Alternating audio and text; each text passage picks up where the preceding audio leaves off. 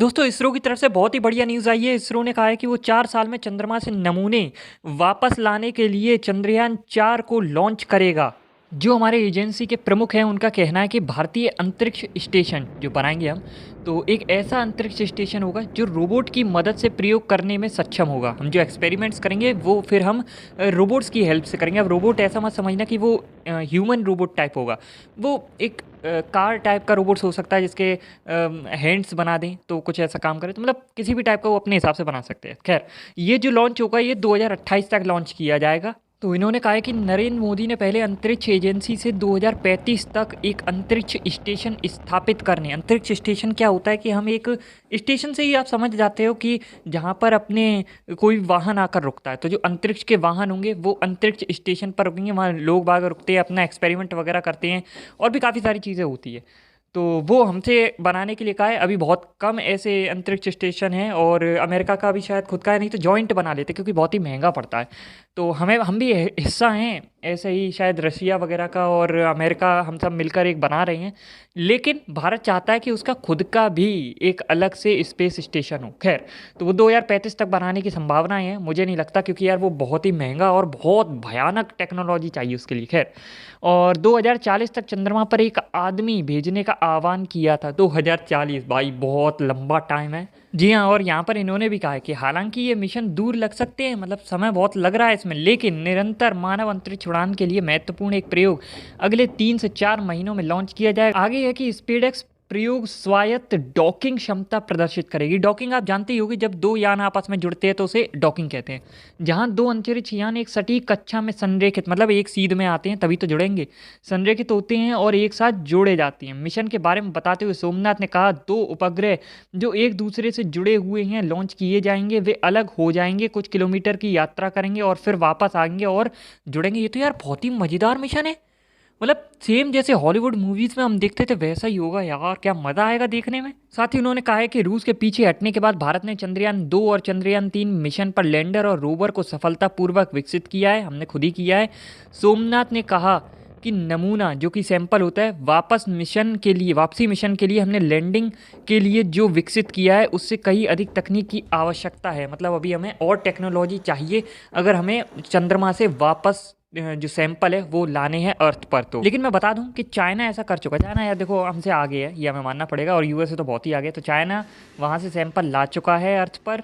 आगे उन्होंने कहा है कि बहुत सारी टेक्नोलॉजियों पर काम चल रहा है, जैसे कि रोबोटिक आर्म। जी हाँ दोस्तों, मैंने कहा था, और इसी को ही तो देखने में मज़ा आता है कि किस तरीके से एक रोबोट काम कर रहा है।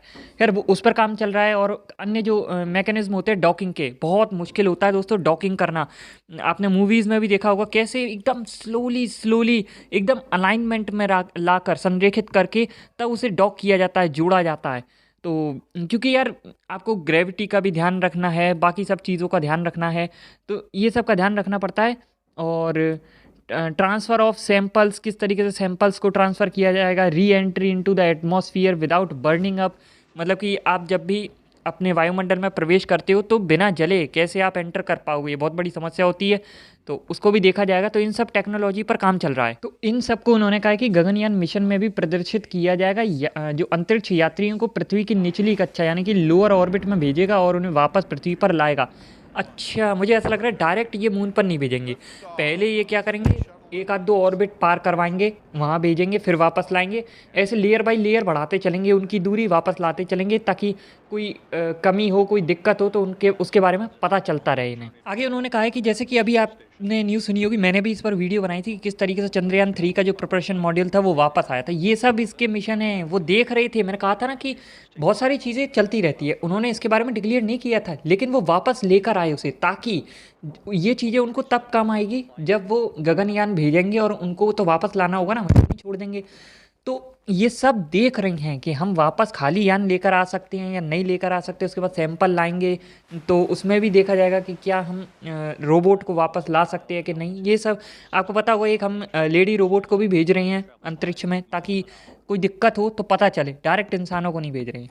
तो उन्होंने कहा था कि जो फ्यूल बचा था उसमें, उससे हमने चंद्रमा पर एक ट्रेजेक्ट्री लगाई, मतलब चक्कर लगाया उसका, और वापस यान को अपने पृथ्वी पर लाए थे। इन्होंने आगे कहा है कि पृथ्वी की कक्षा में मतलब पृथ्वी के ऑर्बिट में अंतरिक्ष यान को एक अन्य मॉड्यूल के साथ डॉक करना होगा, जोड़ना होगा, जो इसे पृथ्वी पर लाएगा। अच्छा, वो इसे पृथ्वी पर ले आएगा। गगनयान मिशन की तरह चंद्रमा के नमूनों के साथ अंतरिक्ष यान पैराशूट की मदद से समुद्र में उतरेगा। अच्छा, सोमनाथ ने कहा है कि अंतरिक्ष में भारतीयों की निरंतर उपस्थिति के लिए इसरो एक इनफैलेटेबल हैबिटेट मॉड्यूल विकसित करने पर भी काम कर रहा है, जहां अंतरिक्ष यात्री घूम सकेंगे और प्रयोग कर सकेंगे। तो आप जाना चाहोगे? पैसा बहुत लगेगा भाई लोग। इसरो ऐसी टेक्नोलॉजी पर भी काम कर रहा है जिससे कि उपग्रह जो अंतरिक्ष में अन्य उपग्रह को फिर से ईंधन देने का काम करेगा। मतलब एक सैटेलाइट दूसरे सैटेलाइट को हम फ्यूल दे पाएंगे। ओ भाई साहब यार, ये तो मतलब गजब है। इससे क्या फ़ायदा होगा कि हम आगे और दूर तक भी जा पाएंगे। सोचो, हमको चंद्रमा से आगे जाना है, लेकिन हम पे इतना फ्यूल नहीं है। फ्यूल खैर ज़रूरत तो केवल एक जो वायुमंडल होता है उससे बाहर निकालने के लिए ही फ्यूल की ज़रूरत होती है, वरना जो ग्रेविटी है उसकी हेल्प से ही हम बाहर भेज देते हैं। लेकिन आपने देखा होगा कि हमें टाइम लग जाता है, क्योंकि हमें पूरा पाथ ट्रैवल करना होता है गोल गोल गोल गोल करके, तब हम जाते हैं ग्रेविटी के अनुसार। लेकिन आपने देखा होगा रशिया वगैरह ये क्या करते हैं, डायरेक्ट जूम अपना ईंधन लगाते हैं और एकदम जल्दी से पहुंचा देते हैं 10 दिन में ही। तो अगर हम रास्ते में ही ईंधन सप्लाई करने लगे तो हम और आगे भी जा सकते हैं और कोई दिक्कत नहीं होने वाली है।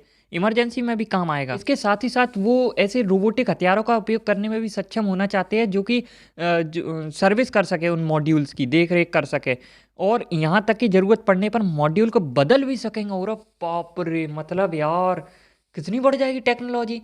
यहीं बैठे बैठे ऊपर रोबोट ही काम कर रहे हैं सब। हमसे करेंगे ये टूट गया, थोड़ा सही करना, थोड़ा वेल्डिंग कर दी उसकी। उन्होंने कहा है कि 2028 में पहला मॉड्यूल मौजूदा रोबोटों के साथ लॉन्च किया जा सकता है। पूरे अंतरिक्ष स्टेशन के निर्माण के लिए एक भारी लॉन्च वाहन की आवश्यकता होगी। हाँ बिल्कुल यार, वो बहुत बड़ा और भारी होगा, तो इसलिए तो होगी आवश्यकता। सोमनाथ ने कहा है ISRO next generation launch vehicle design पर काम कर रहा है, जिसकी क्षमता 16 से 25 टन को पृथ्वी की निचली कक्षा में ले जाने की होगी। अभी उतना हमारे पास लॉन्चिंग कैपेसिटी है नहीं है। इससे भी महत्वपूर्ण बात यह है कि इसरो भारतीय अंतरिक्ष स्टेशन और इन देशों के बीच एक साझा इंटरफेस बनाने के लिए नासा और यूरोपीय अंतरिक्ष एजेंसियों के साथ चर्चा कर रहा है। अंतरिक्ष स्टेशन के लिए इन देशों के साथ सहयोग की संभावना का संकेत देते हुए सोमनाथ ने कहा, यह इंटरफेस संयुक्त कार्य को संभव बनाएगा। हम मिल के काम करेंगे सब, तभी तो तेजी से काम होगा। वर्तमान अंतर्राष्ट्रीय अंतरिक्ष स्टेशन कई देशों के सहयोग से बनाया गया है। जैसे कि मैंने आपको बताया था, जो अंतरिक्ष स्टेशन है ना, वो कई लोगों ने मिलकर बनाया, क्योंकि इसमें खर्चा बहुत लगता है रख रखाव में, और काफ़ी दिक्कत आती है मतलब उसमें। और 2030 में इसके डी ऑर्बिट होने की संभावना है। उन्होंने कहा है कि सामान्य इंटरफेस भारतीय मॉड्यूल को ISS के साथ जाने और डॉक करने की भी अनुमति देगा। तो सही है, 2030 तक ये हमें अनुमति दे देगा, क्योंकि तब तक हमारा जो अंतरिक्ष स्टेशन है वो तो बन के तैयार होगा नहीं, उसमें तो बहुत टाइम लगेगा, पैसा बहुत लगेगा। अभी हमारे पास इतना पैसा है नहीं है यार। तब तक इनके से काम चलाएंगे, हमारा भी फ़ायदा, उनका भी काम फ़ायदा, उनको भी टेक्नोलॉजी वगैरह सब मिल जाएगी, और एक एक अंतरिक्ष स्टेशन जो है लॉन्च हो जाएगा सबकी हेल्प से, तो सबको फ़ायदा मिलेगा उसका।